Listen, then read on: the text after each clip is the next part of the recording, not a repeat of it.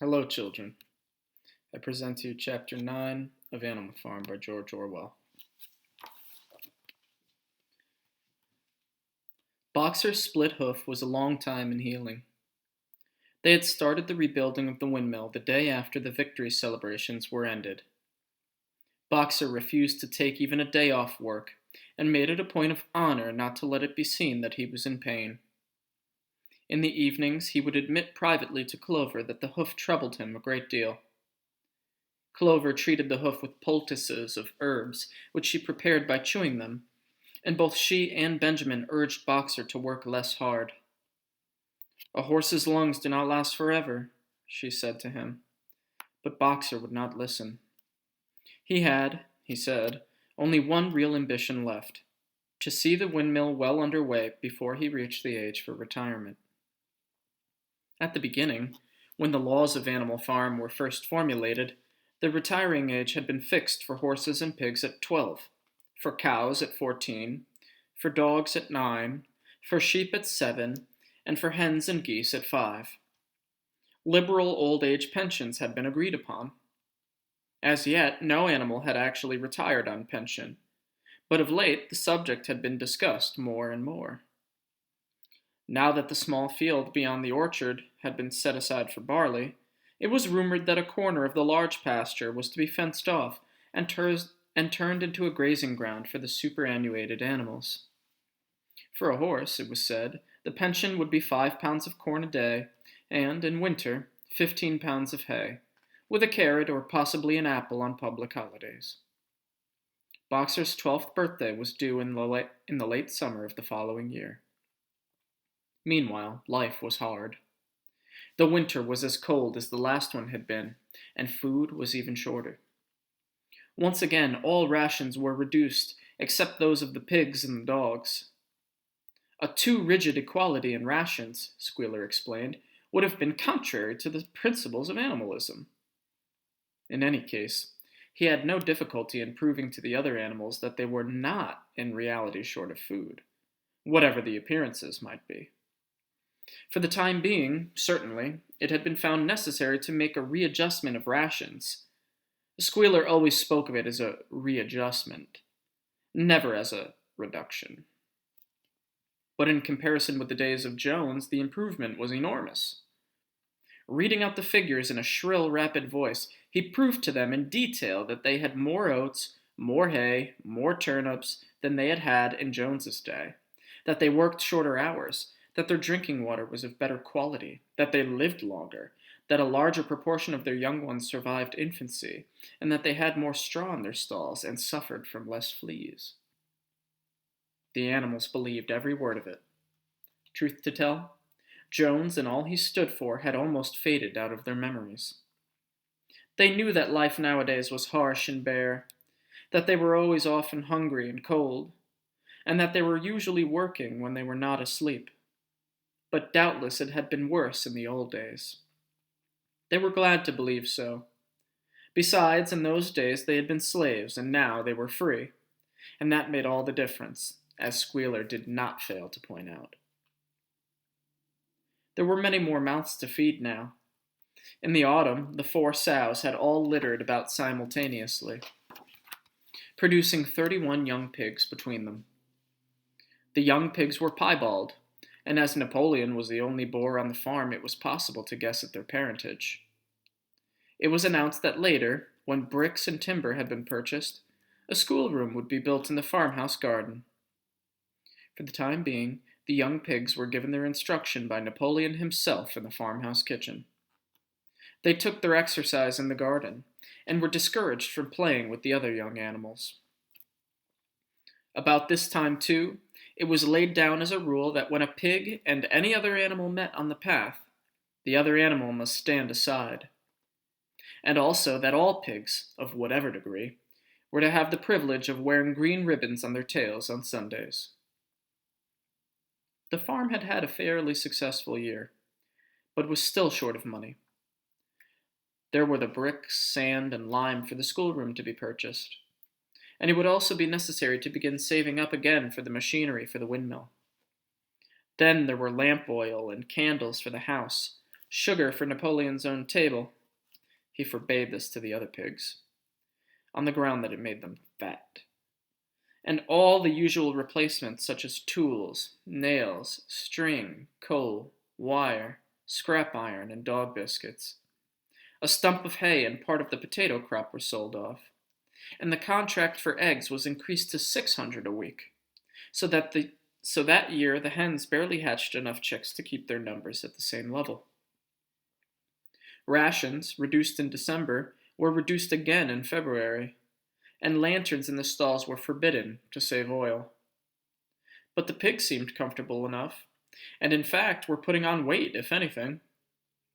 One afternoon, in late February, a warm, rich, appetizing scent, such as the animals had never smelt before, wafted itself across the yard from the little brewhouse, which had been disused in Jones's time, and which stood beyond the kitchen.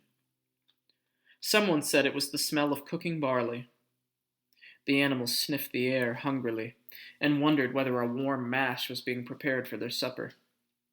But no warm mash appeared, and on the following Sunday it was announced that from now onwards all barley would be reserved for the pigs. The field beyond the orchard had already been sown with barley, and the news soon leaked out that every pig was now receiving a ration of a pint of beer daily, with half a gallon for Napoleon himself, which was always served to him in the Crown Derby soup tureen. But if there were hardships to be borne, they were partly offset by the fact that life nowadays had a greater dignity than it had before. There were more songs, more speeches, more processions. Napoleon had commanded that once a week there should be held something called a spontaneous demonstration, the object of which was to celebrate the struggles and triumphs of Animal Farm. At the appointed time, the animals would leave their work and march round the precincts of the farm in military formation, with the pigs leading, then the horses, then the cows, then the sheep, and then the poultry. The dogs flanked the procession, and at the head of all marched Napoleon's black cockerel. Boxer and Clover always carried between them a green banner, marked with the hoof and the horn, and the caption, "Long live Comrade Napoleon." Afterwards, there were recitations of poems composed in Napoleon's honor, and a speech by Squealer giving particulars of the latest increases in the production of foodstuffs, and on occasion a shot was fired from the gun. The sheep were the greatest devotees of the spontaneous demonstrations, if anyone complained, as a few animals sometimes did when no pigs or dogs were near, that they wasted time and meant a lot of standing about in the cold. The sheep were sure to silence him with a tremendous bleating of 4 legs good, 2 legs bad. But by and large the animals enjoyed these celebrations. They found it comforting to be reminded that after all they were truly their own masters, and that the work they did was for their own benefit. So that with the songs, the processions, Squealer's list of figures, the thunder of the gun, the crowing of the cockerel, and the fluttering of the flag, they were able to forget that their bellies were empty, at least part of the time. In April, Animal Farm was proclaimed a republic, and it became necessary to elect a president. There was only one candidate, Napoleon, who was elected unanimously. On the same day, it was given out that fresh documents had been discovered, which revealed further details about Snowball's complicity with Jones. It now appeared that Snowball had not, as the animals had previously imagined, merely attempted to lose the Battle of the Cowshed by means of a stratagem, but had been openly fighting on Jones's side. In fact, it was he who had actually been the leader of the human forces and had charged into battle with the words, "Long live humanity," on his lips. The wounds on Snowball's back, which a few of the animals still remembered to have seen, had been inflicted by Napoleon's teeth. In the middle of the summer, Moses the raven suddenly reappeared on the farm, after an absence of several years. He was quite unchanged, still did no work, and talked in the same strain as ever about Sugar Candy Mountain. He would perch on a stump, flap his black wings, and talk by the hour to anyone who would listen. "Up there, comrades," he would say solemnly, pointing up to the sky with his large beak. Up there, just on the other side of that dark cloud that you can see. There it lies, Sugar Candy Mountain, that happy country where we poor animals shall rest forever from our labors. He even claimed to have been there on one of his higher flights, and to have seen the everlasting fields of clover, and the linseed cake and lump sugar growing on the hedges. Many of the animals believed him. Their lives now, they reasoned, were hungry and laborious. Was it not right and just that a better world should exist somewhere else? A thing that was difficult to determine was the attitude of the pigs toward Moses. They all declared contemptuously that his stories about Sugar Candy Mountain were lies, and yet they allowed him to remain on the farm, not working, with an allowance of a gill of beer a day. After his hoof had healed up, Boxer worked harder than ever. Indeed, all the animals worked like slaves that year. Apart from the regular work on the farm and the rebuilding of the windmill, there was the schoolhouse for the young pigs, which was started in March. Sometimes the long hours on insufficient food were hard to bear, but Boxer never faltered. In nothing that he said or did was there any sign that his strength was not what it had been. It was only his appearance that was a little altered. His hide was less shiny than it used to be, and his great haunches seemed to have shrunken. The others said, "Boxer will pick up when the spring grass comes on." But the spring grass came, and Boxer grew no fatter. Sometimes on the slope leading to the top of the quarry, when he braced his muscles against the weight of some vast boulder, it seemed that nothing kept him on his feet except the will to continue. At such times his lips were seen to form the words, "I will work harder." He had had no voice left.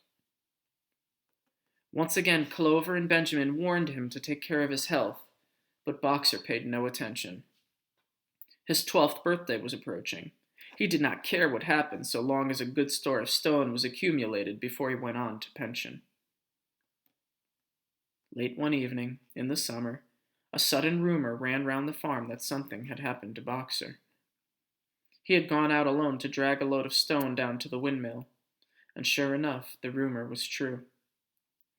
A few minutes later, 2 pigeons came racing in with the news. "Boxer has fallen! He's lying on his side and he can't get up!"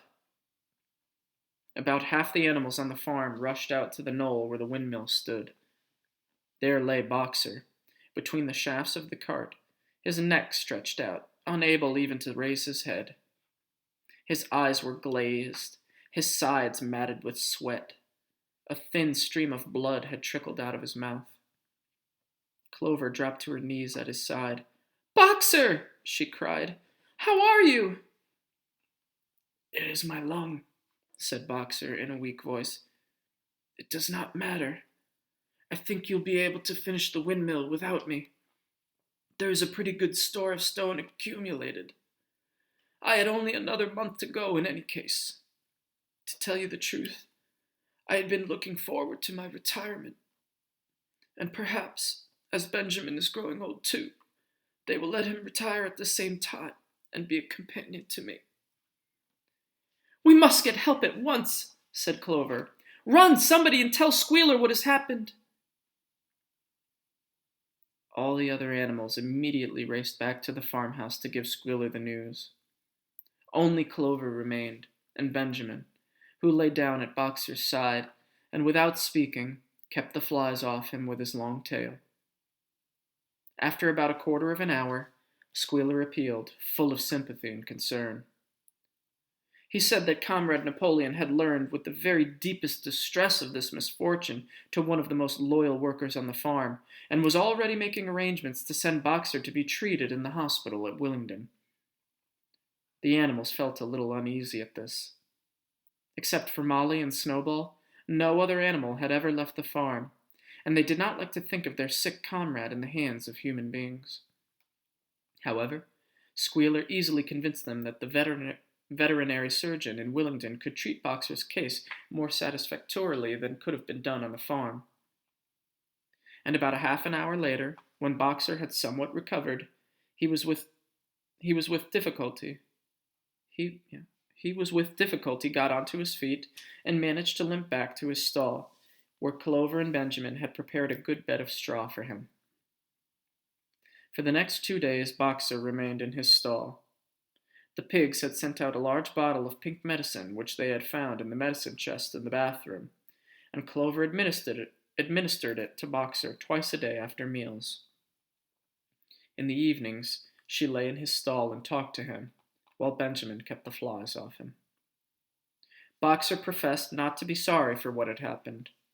If he made a good recovery, he might expect to live another 3 years, and he looked forward to the peaceful days that he would spend in the corner of the big pasture. It would be the first time that he had leisure to study and improve his mind.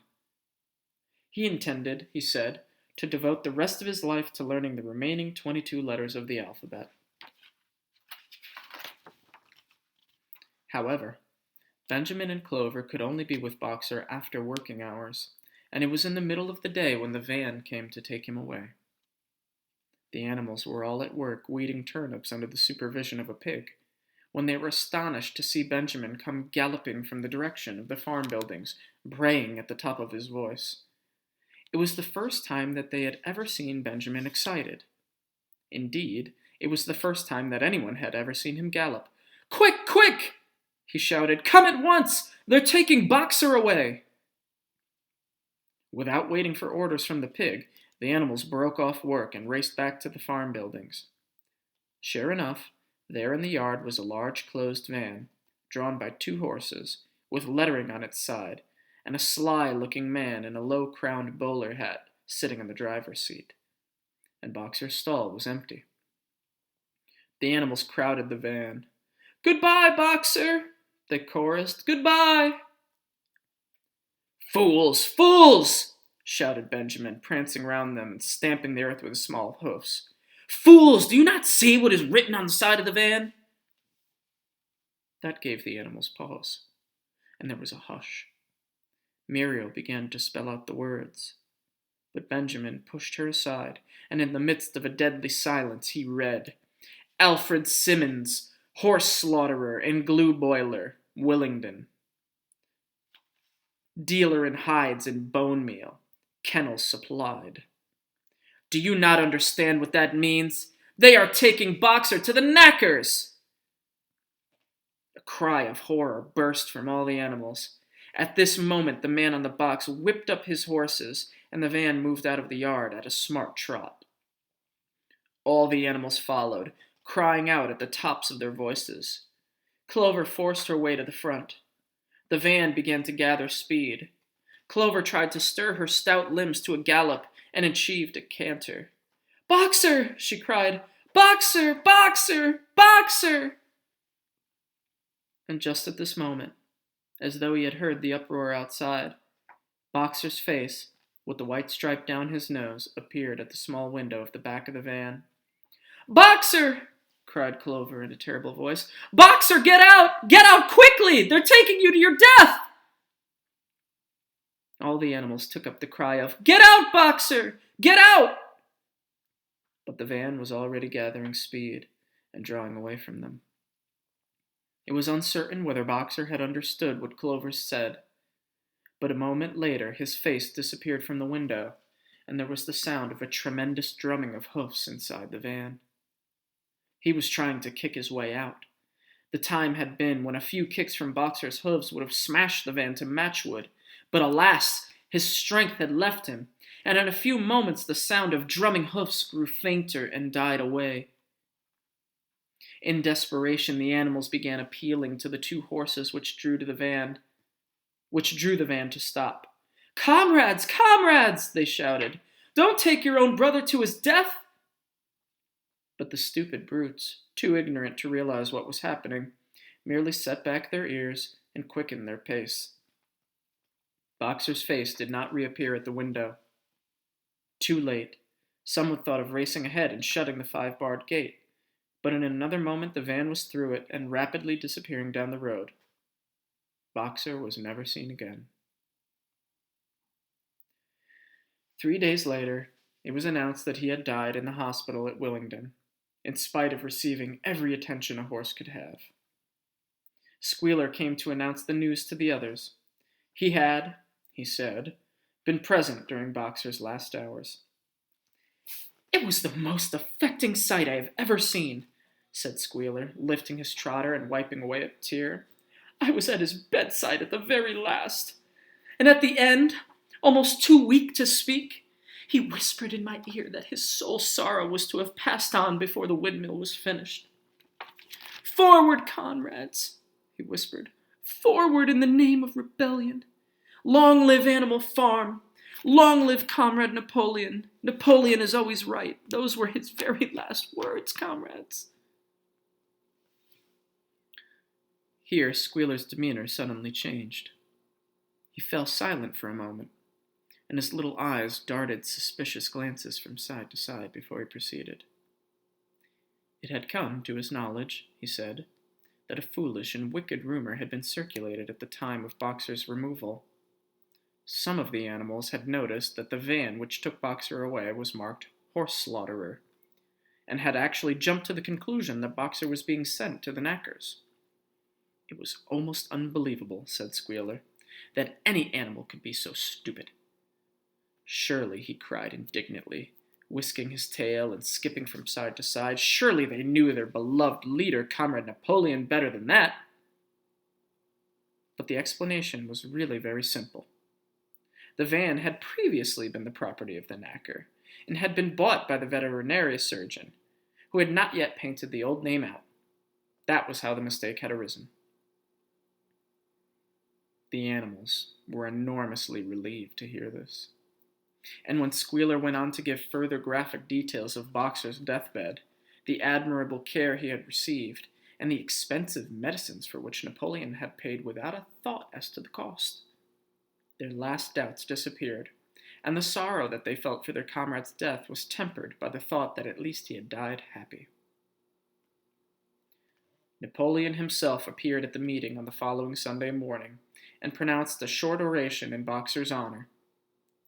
It had not been possible, he said, to bring back their lamented comrade's remains for the interment on the farm, but he had ordered a large wreath to be made from the laurels in the farmhouse garden, and sent down to be placed on Boxer's grave.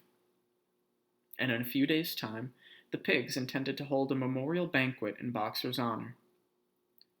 Napoleon ended his speech with a reminder of Boxer's two favorite maxims: "I will work harder," and "Comrade Napoleon is always right." Maxims, he said, which every animal would do well to adopt as his own. On the day appointed for the banquet, a grocer's van drove up from Willingdon and delivered a large wooden crate at the farmhouse. That night there was the sound of uproarious singing, which was followed by what sounded like a violent quarrel, and ended at about 11 o'clock with a tremendous clash of glass. No one stirred in the farmhouse before noon on the following day, and the word went round that from somewhere or other the pigs had acquired the money to buy themselves another case of whiskey.